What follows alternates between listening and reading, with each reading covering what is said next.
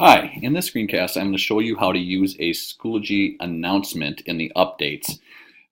This will allow you to keep whatever your announcement is pinned at the top of your course.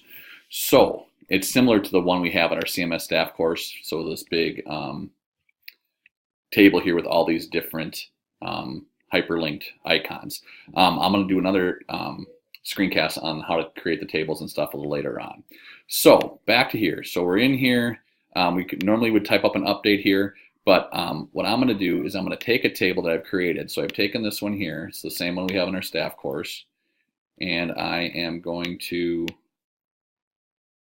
put it up here. I'm going to hit Command-C to copy it. Then I'm going to go to the updates. I'm going to paste it in there. And then right here underneath the far right pane of the update window, there's a drop down. And it has a little bell. And the bell, if you hover over it, says Mark Course Updates as Announcements. And I'm going to check that, and I'm going to post it. Now, if I go back to my materials page now, just like on our staff page, it is up here. Now, if you might notice that it looks wider on the staff page than it does on my page. And part of that, I'll get more into this in the screencast I do on tables. But I created a table in a Google Doc for this one, versus creating a table within the rich text editor in updates, and that would allow me to make the stretch out the table to fit the entire screen on the like this.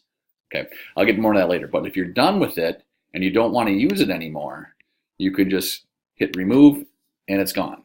So then you're back to your regular materials page at the top, and it gets it from there. So you could use the announcements for something like, oh, remember it's a test day, bring a calculator, or bring colored pencils, or whatever it might be. That would be up for the day for your class. So that's how you can use announcements.